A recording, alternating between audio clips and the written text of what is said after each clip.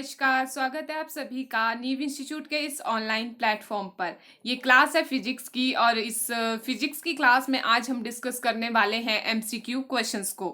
तो चलिए आज की जो हमारी क्लास है उसे जो है वो स्टार्ट करते हैं। क्वेश्चन नंबर 1 आपको आपकी स्क्रीन पे दिख रहा होगा। Railway track are laid on large size wooden block by. जो रेलवे ट्रैक होते हैं वो लार्ज साइज के जो वुडन ब्लॉक हैं उन पे रखे जाते हैं, क्यों? ऑप्शन नंबर ए है to reduce the weight on the train. Option number B है to reduce the pressure on the earth surface. Option number C है to reduce the force on earth surface. Option number D है to increase the velocity of train. तो ये इसलिए रखे जाते हैं ताकि जो प्रेशर है वो अर्थ पर जो है वो कम पड़े। ठीक है, आप जानते हो कि जो प्रेशर होता है वो क्या होता है? प्रेशर होता है आपके पास फोर्स पर यूनिट एरिया। ठीक है, यानी एरिया जितना ज्यादा होगा प्रेशर उतना कम होगा, या एरिया जितना कम होगा प्रेशर उतना ज्यादा होगा। क्या है ये? इनवर्सली प्रोपोर्शनल है आपस में। ठीक है, तो क्या होता है कि यहाँ पे प्रेशर कम करने के लिए कि जो अर्थ सरफेस है उस पर प्रेशर कम पड़े, अगर प्रेशर ज्यादा पड़ेगा तो क्या होता है? अगर प्रेशर अर्थ पे मान लो जहाँ पे वो रेलवे ट्रैक है उसकी अर्थ पे नीचे जो है प्रेशर ज्यादा पड़ गया, कहीं अर्थ जो है वो जो ट्रैक है वो डिसबैलेंस हो गया तो इससे नुकसान हो सकता है। ठीक है, तो यहाँ पर प्रेशर कम पड़े उस वजह से जो है वो रेलवे ट्रैक जो है वो वुडन ब्लॉक जो है वो उन पे रखे जाते हैं।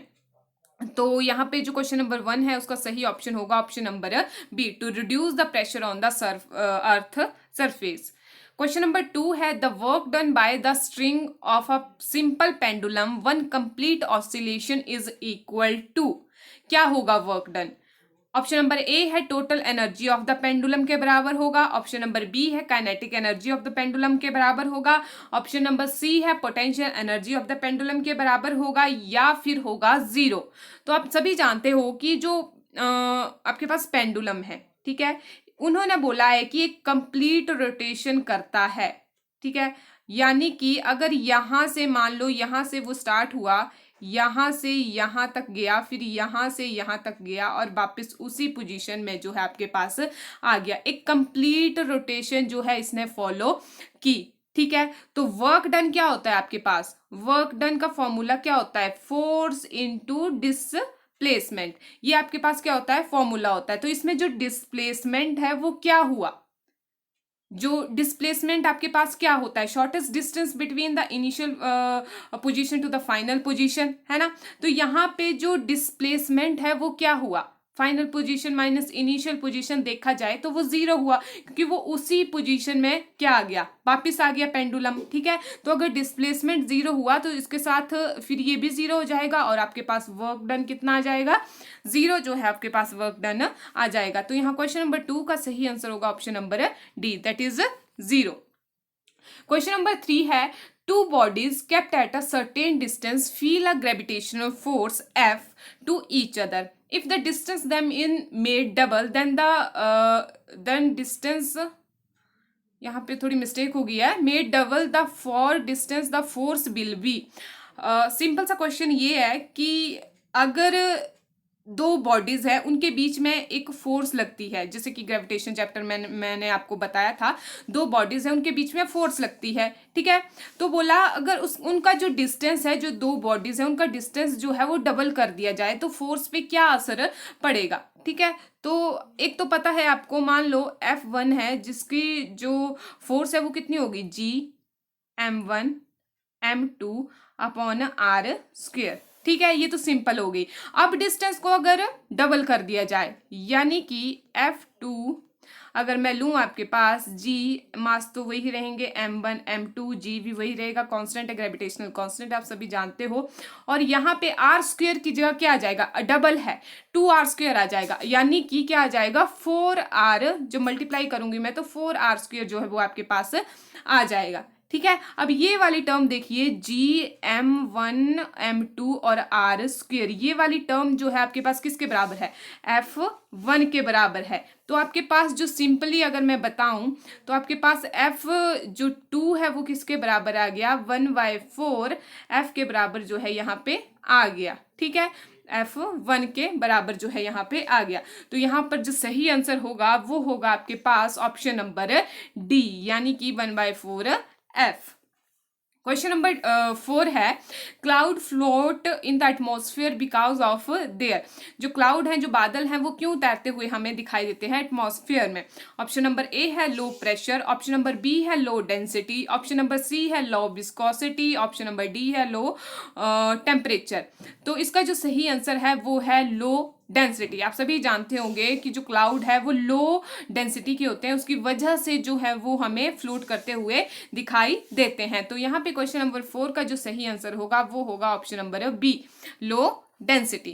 क्वेश्चन नंबर 5 है आपके पास, it is easy to burst a gas filled balloon with a needle than with a nail, it is because.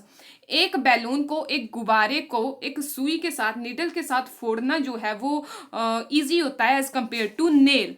ठीक है, क्यों? ऑप्शन नंबर ए है nail is longer than needle, option number B है nail exert more pressure than needle on the balloon, option number C है needle exert more pressure than nail on the balloon, या option number D है gas is reactive with the needle. No, ये option number D नहीं हो सकता। इस तरह नहीं है कि गैस जो है वो ज्यादा रिएक्टिव होगी नीडल के साथ। ठीक है, तो इसमें भी वही कॉन्सेप्ट आ जाएगा प्रेशर का। प्रेशर क्या होता है आपके पास? फोर्स पर यूनिट एरिया। एरिया जितना कम होगा प्रेशर उतना ज्यादा होगा। तो यहाँ पे नीडल जो है वो क्या कर रही है? Needle exert more pressure than nail. ठीक है, तो यहाँ पे क्या होगा? ऑप्शन नंबर सी जो है क्वेश्चन नंबर 5 का वो सही हो जाएगा। दैट इज नीडल जो है वो exert more pressure than nail on the balloon. ठीक है, क्योंकि उसका एरिया जो है वो क्या है? कम है। जितना एरिया कम होगा प्रेशर उतना ज्यादा होगा। ऑप्शन नंबर क्वेश्चन नंबर 6 है, a man standing at the top of the tower has two sphere A and B. एक आदमी खड़ा है टॉप ऑफ द टावर पर, उसके पास दो स्फीयर हैं ए और B. He drop sphere A downward and throw sphere B horizontally at the same time. एक स्फीयर को वो डाउनवर्ड जो है वो थ्रो करता है, और एक को क्या करता है? हॉरिजॉन्टली जो है वो सेम टाइम पे क्या करता है? थ्रो करता है। Which of the following is correct? तो इस केस में क्या सही होगा? ऑप्शन नंबर ए है both the sphere will reach the ground simultaneously. क्या दोनों स्फीयर जो हैं वो सेम टाइम पे ग्राउंड पे पहुंचेंगे? ऑप्शन नंबर बी है A will reach the ground first, option number C है B will reach the ground first, and last option है the question is incomplete because the masses of the sphere are not given. No, option number D तो नहीं हो सकता। तो इसका जो सही आंसर है वो क्या होगा? इस तरह का क्वेश्चन मैंने लास्ट वीडियो में भी आपको करवाया है, जहां पे मैंने आपको बताया था कि जो h होता है, जो हाइट होती है, उसका जो फॉर्मूला है हम क्या लिखते हैं? Half GT²। ठीक है, ये वाला फॉर्मूला जो है हम यहाँ पे कंसीडर करते हैं।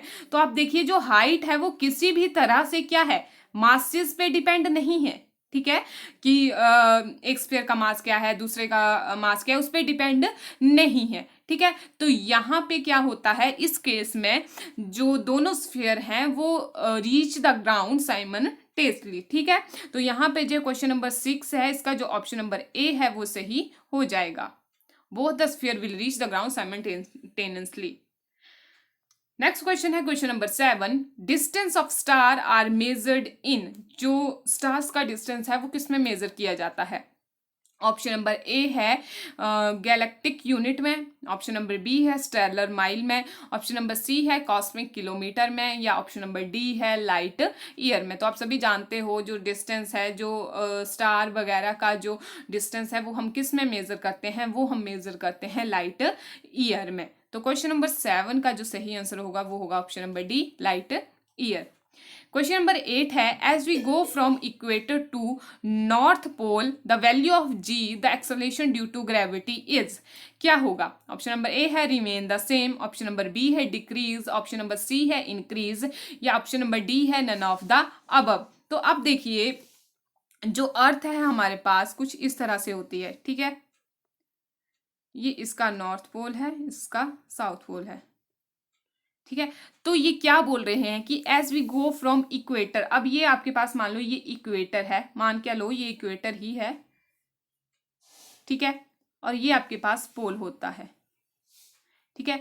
तो आपको पता है कि ग्रेविटी की वैल्यू यानी जी की वैल्यू सेंटर पे कितनी होती है, जीरो होती है। अर्थ के सेंटर पे क्या वैल्यू होती है ग्रेविटी की, जीरो होती है। और जैसे जैसे हम ऊपर बढ़ते चलते हैं क्या होती चलती है, वैल्यू बढ़ती चलती है, और पोल पे जो है वो मैक्सिमम वैल्यू होती है आपकी ग्रेविटी की। ठीक है। तो क्या बोला गया है कि जब इक्वेटर से हम क्या करेंगे, पोल की तरफ इस तरह बढ़ते चलेंगे, यानी नॉर्थ पोल की तरफ जब हम बढ़ते चलेंगे तो जी की वैल्यू क्या होती चलेगी, इंक्रीज जो है वो होती जाएगी। तो क्वेश्चन नंबर 8 का जो सही आंसर है वो होगा option number C, that is increase. उसी तरह से हमारे पास सेकेंड लास्ट क्वेश्चन है, the height of a geostationary satellite from the earth surface is approximately कितनी होती है। ऑप्शन नंबर ए है 36,000, ऑप्शन नंबर बी है 42,000, ऑप्शन नंबर सी है 30,000, ऑप्शन नंबर डी है नन ऑफ द दीज। तो ध्यान दीजिएगा, यहाँ पे बोला गया है अर्थ सरफेस से पूछा गया है। ठीक है, अर्थ सरफेस से पूछा गया है कि वैल्यू जो है वो कितनी होगी जियो स्टेशनरी सैटेलाइट की, तो वो होती है 36,000 किलोमीटर। अगर आपसे पूछा जाए अर्थ के सेंटर से, ठीक है, अर्थ के सेंटर से जो है वो जियो स्टेशनरी सैटेलाइट की जो वैल्यू है, जो हाइट है वो कितनी होगी, तो वो होती है आपके पास 42,000 किलोमीटर। क्वेश्चन नंबर 10 है, the surface tension to water on adding detergent to it. क्या होता है सरफेस टेंशन को, अगर वाटर में जो है हम क्या कर दें, जो डिटर्जेंट है आपका जो सर्फ होता है उसको ऐड कर दें, तो क्या होगा सरफेस टेंशन की वैल्यू को, वो इंक्रीज हो जाएगी, डिक्रीज हो जाएंगी, नो चेंज होगा, या बिकम जीरो हो जाएगी। तो हम डिटर्जेंट इसीलिए ऐड करते हैं कि जो डर्ट है वो इजिली जो है वो साफ हो जाए। ठीक है। तो जो सरफेस टेंशन है, जो वाटर मॉलिक्यूल के बीच जो सरफेस टेंशन होती है, किस वजह से होती है, उनके बीच में कौन सी फोर्सेस होती है, अडहेसिव जो है वो फोर्सेस होती हैं, अडहेसिव और कोहेसिव फोर्सेस जो होते हैं उनके बीच में लगी होती हैं। तो जो आपके पास सरफेस टेंशन है वो क्या हो जाती है इस केस में, डिक्रीज जो है वो हो जाती है। क्वेश्चन नंबर 10 का जो सही आंसर होगा वो होगा option number B, that is decrease. तो ये थे कुछ फिजिक्स के 10 क्वेश्चन, 10 एमसीक्यू क्वेश्चंस जो आपके प्रीवियस ईयर के क्वेश्चन पेपर से उठाए गए थे। तो आई होप ये सेशन जो है वो आपको अच्छा लगा होगा, और इसी तरह से हम और भी बहुत ज़्यादा जो है वो एमसीक्यू क्वेश्चंस को डेली जो है यहाँ पे डिस्कस करते रहेंगे, ताकि जो है आपकी एक बेहतर अंडरस्टैंडिंग बन सके, आप पेपर में जो है वो ईजिली जो है वो क्वेश्चंस को सॉल्व कर पाओ। और ऐसा हो भी जाता है कि बहुत सारे क्वेश्चन जो हैं वो रिपीट भी हो जाते हैं। तो मिलते हैं अपनी नेक्स्ट वीडियो में, तब तक के लिए thank you, have a nice day.